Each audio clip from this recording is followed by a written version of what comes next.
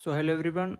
Today I am going to take post-independence, delusionment or in petals of the blood, and a dance of forests. So here is the table of content, and my hypothesis is although independence promises freedom and national renewal, both Ngũgĩ Thiong'o and Wole Soyinka portray it as a moment of deep political and moral delusionment. Political power changed hands, but the system of exploitation remained. My research question asked how do Ngũgĩ and Soyinka represent post-independence and delusionment, and what literary strategies do they use to critique leadership, and how do the two narratives differ from representing a national disappointment. Introduction. African nations gained independence in 1960, a period that symbolized hope. It is also known as the Year of Africa. However, the corruption, inequality, and political instability followed, the leading to nihilistic categorization of a new society by writers, both in Petals of Blood and A Dance of Forest, challenge the celebratory narrative of independence by exposing the centrality of a human factor in history and its capacity of evil. So here is the both places from they both try to write, like in Kenya, which was independent gained independence in 1963, and Nigeria in 1960. So Kenya represents the land of struggle after colonial rule, a rise of political elites, and the growth of capitalism, while Nigeria represents the grand independence celebration, a political rivalry, and social tension. Both authors wrote during the early post-independence disappointment. Historical context. Kenya is, I just told that. Throughout the post-colonial theory, neo-colonialism, and national delusion, the independence here, independence does not automatically create justice. Uh, so in here, Petals of the Blood set in rustic village of Elmore. The novel serves as a proletarian novel documenting Kenyan history from colonization to present. It follows four central characters, Munira, Karega, Vanja, and Abdullah, whose lives intersect during a police investigation of a triple murder. The text utilizes the polyphonic exploration to lay bare the evil of neocolonialism as a form of a prostitution of the nation. Here is the lines. This is what happens when you turn tourism into a national religion and builds it a shrine of worship all over the country. And then Ilmorg is the symbol of the nation. So we already know that Ilmorg was firstly not that much developed, but then after uh, movement which was done by that people, then it was become a place for like people used to visit that.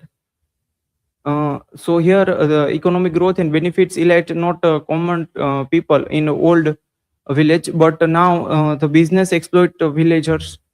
Then betrayal by elite, a new ruling class represented by millionaires such as Chui, Kimeria, and Mexico are depicted as predators and swallows.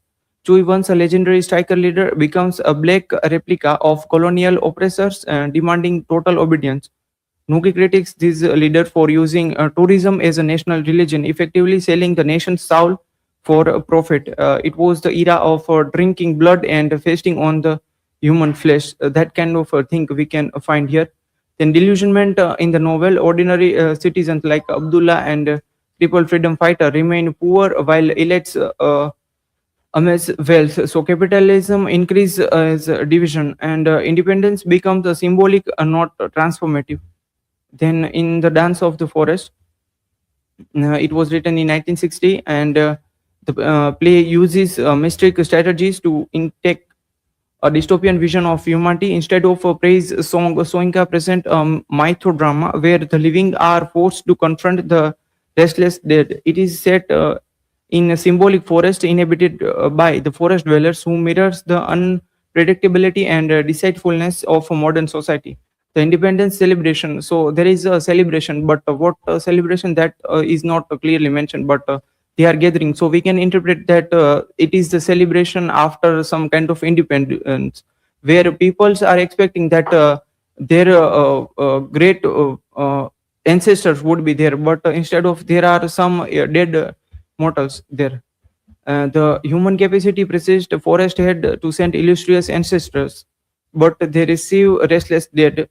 This creates a grotesque irony where the gathering of tribals becomes a site of rejection and fear rather than unity. Then cyclical nature of history through the flashback and quote of Mata Karibu. Soyinka shows that violence is a language of all the time. The ancient king's tyranny, selling his own soldiers into slavery, is mirrored the morbid penchant of power of contemporary leader. The warrior foretells a bleak future. Unborn generations will, as we have done to eat up one another. Society refuses to learn, and independence does not erase the past mistake. And myth as a political criticism, the forest symbolizes a space of power and contrast between deities and Ogun and Ishuro, who manipulates human destinies. Allegory is used to expose national weakness. For example, a half child represented as a Nigeria doomed to die. It lacks the reductive measure. Soinka uses the privative dramatic quotes or protect his critic from immediate state of reproval while reaching those with mystic imagination. So here are some similarities, and the differences are first, Petals of Blood is a populistic aesthetic it uses, then focus on economic issues and offers a capitalist critique, while A Dance of the Forest by Wole Soyinka, it uses mythopoeic experimentation and centers on moral and historical consent, present a mythical critique. So here is a conclusion. Independent changed high exceptions, but Nugi reveals that a state where money and guilt smiles replaces revolutionary ideas. So this was from my side. Now you are free to ask question.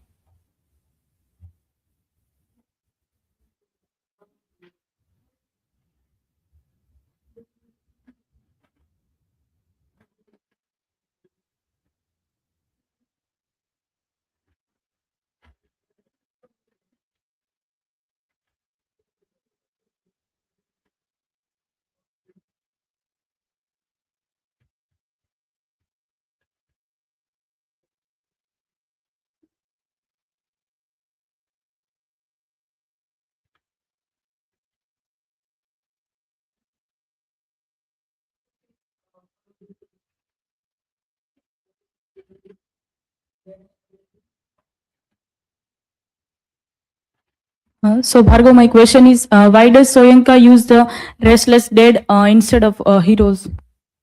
So, as people have thought that their ancestor would be great and their sacrifice would be ultimately like presenting some greater narratives of their bravery. But instead of here, he does not praise any kind of that. He just use restless dead who are still struggling to get justification or get a proper justifiable answer of the reason to die.